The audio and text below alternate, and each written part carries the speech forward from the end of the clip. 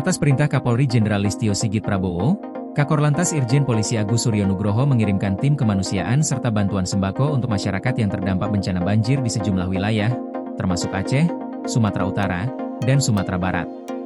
Tindakan ini mendapat apresiasi dari anggota Komisi 3 DPR RI, M. Nasir Jamil, yang menilai bahwa upaya ini mencerminkan kepedulian tinggi dari pihak kepolisian terhadap masyarakat yang tengah menghadapi bencana. M. Nasir Jamil mengungkapkan rasa hormatnya atas kepedulian Irjen Agus Suryo Nugroho dan jajaran Kakor Lantas. Menurutnya, meskipun jajaran Polri tengah disibukkan dengan pengamanan arus lalu lintas jelang perayaan Natal dan Tahun Baru 2026, Kakor Lantas tetap menunjukkan perhatian besar terhadap musibah yang menimpa masyarakat di beberapa daerah.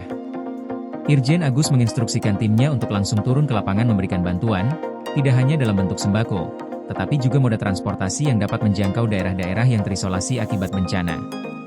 Nasir Jamil menegaskan bahwa tindakan ini menunjukkan bahwa Kakor Lantas dan jajaran Polri tidak hanya menjalankan tugas sebagai pengaman lalu lintas, tetapi juga sebagai pejuang kemanusiaan. Kakor Lantas dan jajarannya telah memposisikan diri mereka sebagai pejuang kemanusiaan.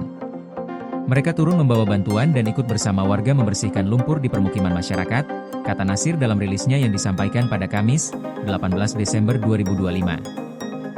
Menurut Nasir, tindakan ini menunjukkan bahwa polisi tidak hanya hadir di tengah masyarakat untuk menjaga ketertiban dan keselamatan di jalan raya, tetapi juga peduli terhadap kesulitan yang dihadapi warga, terutama ketika bencana datang. Nasir menilai bahwa sikap kepedulian yang ditunjukkan oleh Kakor Lantas Polri ini memberikan citra positif bagi institusi Bayangkara.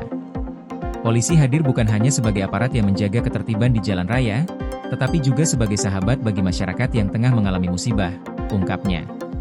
Tindakan ini juga memberi kesan bahwa polisi selalu ada di tengah masyarakat, terutama ketika mereka membutuhkan bantuan.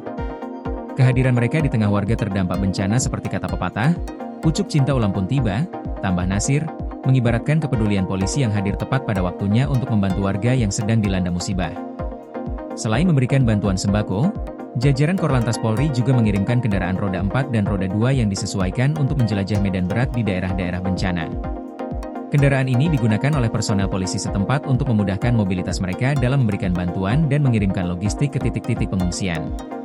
Kendaraan itu diberikan kepada polisi di daerah bencana untuk memudahkan mobilitas mereka dalam memberikan bantuan dan mengirim logistik ke titik-titik pengungsian, jelas Nasir Jamil. Menurut Nasir, bantuan kendaraan ini sangat penting untuk memperlancar distribusi bantuan kepada warga yang membutuhkan. Tanpa kendaraan yang tepat, petugas akan kesulitan menembus medan yang sulit, terutama di daerah-daerah yang terendam banjir dan tidak dapat dijangkau oleh kendaraan biasa. Bantuan ini sangat vital, mengingat banyak wilayah yang terisolasi dan sulit dijangkau dengan kendaraan biasa, kata Nasir. Tindakan yang diambil oleh Kakor Lantas ini, menurut Nasir, tidak hanya menunjukkan profesionalisme polisi dalam menjalankan tugas, tetapi juga kemanusiaan yang tinggi. Mereka turun langsung ke lokasi bencana, memberikan bantuan, dan turut serta dalam proses pemulihan. Ini menjadi contoh nyata bahwa polisi tidak hanya berfungsi sebagai aparat penegak hukum, tetapi juga sebagai bagian dari masyarakat yang siap membantu dan meringankan beban sesama. Saya berharap, tindakan seperti ini bisa terus dilakukan dan menjadi contoh bagi kita semua untuk selalu hadir bagi mereka yang membutuhkan, tutup Nasir Jamil.